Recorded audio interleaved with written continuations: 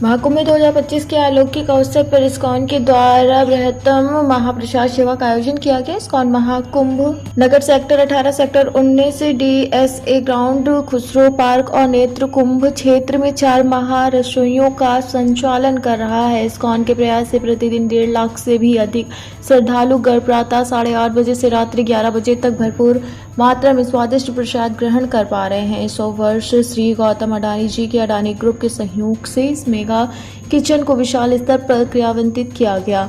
आगामी 29 जनवरी को मौनी अमावस्या के पवित्र उपलक्ष्य पर 10 करोड़ से अधिक श्रद्धालु अमृत स्नान हेतु पधार रहे हैं। इस अवसर पर इस्कॉन के द्वारा और बृहद स्तर पर प्रसाद वितरण किया जाएगा।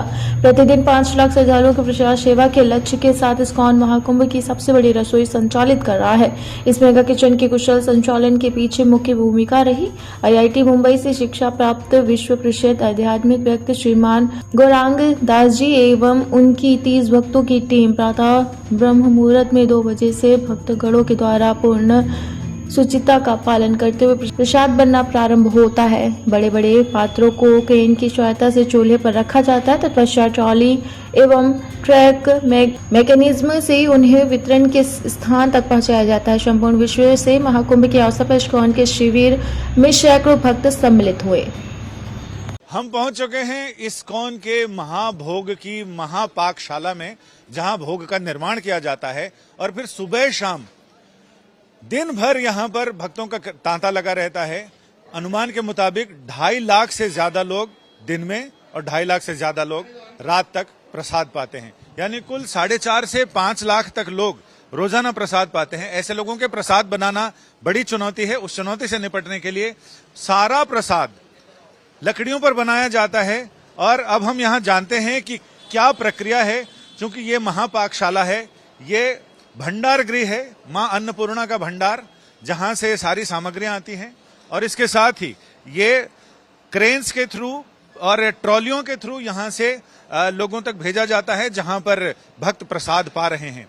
हम बात करना चाहेंगे कि आखिर यहाँ इतनी सारी चीजें कैसे मैनेज हो पा रही हैं। तो आप इधर आ जाइए और हमें समझाते हुए चलिए कि आखिर ये 2.5 लाख लोग प्रसाद पा रहे हैं और ये कैसे संभव आप लोगों ने किया। तो मधुकांत दास नाम है मेरा। तो ये संभव है उत्तर प्रदेश सरकार के सहयोग से, और इस्कॉन का जो इंफ्रास्ट्रक्चर है मेगा किचन्स को मैनेज करने के लिए, तो हम रेगुलर रूप से करते हैं अलग अलग त्योहारों में। तो आप यहाँ पर देख सकते हैं कि यहाँ पर हमने 3 सेगमेंट बनाए हैं। एक सेगमेंट है जहाँ पर ऑटोमेटेड तरीके से रोटी बनाई जाती है। दूसरा सेगमेंट है जहाँ पर हम छौंक लगाते हैं सब्जियों का। और तीसरा जहाँ पर प्राकृतिक रूप से लकड़ी और गोबर का उपयोग करके हम फाइनल कुकिंग करते हैं वहाँ पर। तो आप यहाँ पर देखेंगे कि आपको बड़े बड़े पतीले नज़र आएंगे, और इन पतीलों में हम दाल, जो भी सब्जियाँ, जो भी रोज का हमारा जो मेन्यू है, उनका छौंक प्रिपेयर करते हैं बड़ी संख्या के अंदर। और पीछे की तरफ जहाँ पर ये गोबर से और लकड़ी का उपयोग करके जहाँ पर हम फाइनल सब्जियां बनाते हैं, वहाँ पर इस छौंक से वहाँ पर ट्रांसफर करते हैं। बड़े बड़े पतीले हैं, इनमें कितनी सामग्री बनाई जा सकती है? तो ये जो सेटअप है, इस पूरे सेटअप में प्रतिदिन हम 25,000 लोगों का एक समय के अंदर प्रसाद बना सकते हैं। अच्छा, 25,000 लोगों का एक समय के अंदर, और कई बार बनाना पड़ता है, तो आखिर उसमें बहुत सारे लोगों को शामिल करते हैं। हाँ, तो एक दिन में हम 4 बैच निकालते हैं, तो लगभग 1 लाख लोगों को हम एक दिन में यहाँ से प्रसाद कर देते हैं। और ऐसा ही एक किचन हमने और बनाया है, तो लगभग 2 लाख लोगों को हम प्रतिदिन भोजन खिला सकते हैं।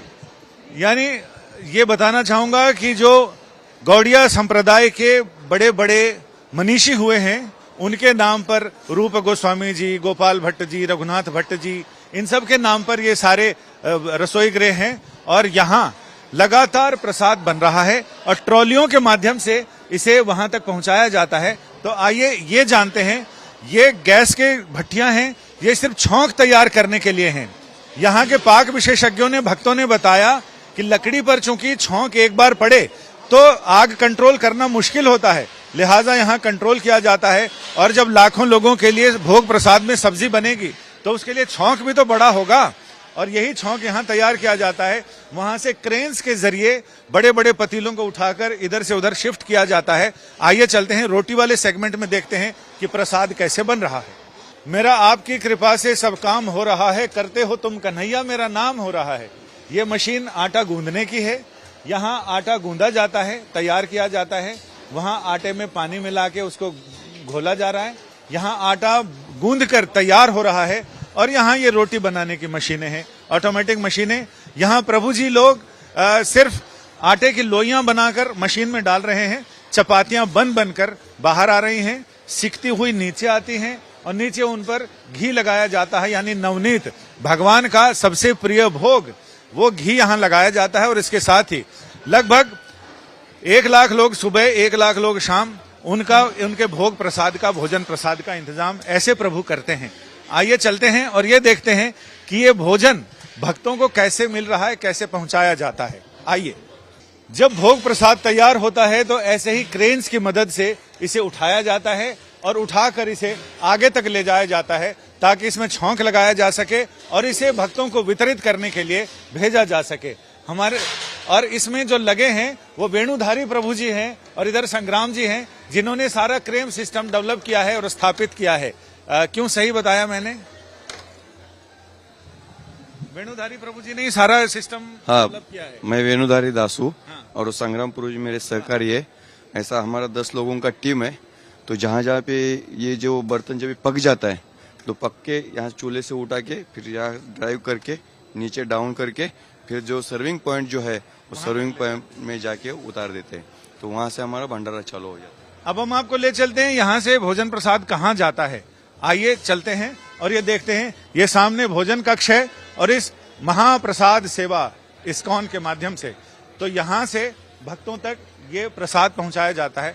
आइए, मैं अपने कैमरामैन संजय से कहूंगा कि वो यहाँ दिखाएं। अब हम यहाँ पहुंच गए हैं जहाँ भोजन प्रसाद शाला है, जहाँ भक्त आते हैं और कतार में बंधकर अपने प्रसाद की बारी का इंतजार करते हैं। कहते हैं भगवान का प्रसाद बारी बारी से सबको मिलता है। और यहीं सामने ये भोजनशाला है जहां भोग प्रसाद लोग पा रहे हैं और दिन भर सुबह से लेकर 24 घंटा ये चक्र चलता रहता है भोजन का। जैसे काल का चक्र चल रहा है वैसे भोग प्रसाद का भी चक्र चल रहा है। कुंभ में जो भी आ रहे हैं वो यहाँ भोग प्रसाद करना अपना सौभाग्य समझते हैं, क्योंकि ये भोजन बनने के बाद ये ठाकुर जी को भोग लगाया जाता है और भोग के बाद ये यहाँ तक पहुँचता है। तो ये ठाकुर जी को भोग लगने के बाद ये प्रसाद यहाँ तक पहुँच जाता है। हाँ, तो ऐसे हमारे पूरे इलाहाबाद के अंदर, तो प्रयागराज के अंदर 40 सेंटर्स हैं पूरे, जहाँ पर इस तरह ये डिस्ट्रीब्यूशन होता है। ये डिस्ट्रीब्यूशन यहाँ पर हो रहा है और फिर गाड़ियों के द्वारा ऐसे ही हम अलग अलग स्थानों के ऊपर ये प्रसाद को भेजते हैं। यहाँ से यहाँ पर बंटने के अलावा बाकी और जगह भी इसी भोगशाला से पूरे प्रयागराज के अंदर ऐसे 40 सेंटर हैं, तो 20 सेंटर के ऊपर यहाँ से जाता है और ऐसा ही एक किचन हमारा एक और है, मेगा किचन, तो वहाँ से दूसरे 20 स्थानों पर जाता है। यानी अब आपको समझ में आ गया होगा कि लोगों को प्रसाद लोगों तक पहुंचाना कितनी बड़ी चुनौती है, लेकिन अगर नियोजन के साथ, योजना के साथ सारी चीजें की जाएं तो कितना आसान हो जाता है। प्रभु की यही कृपा है। हरे कृष्णा।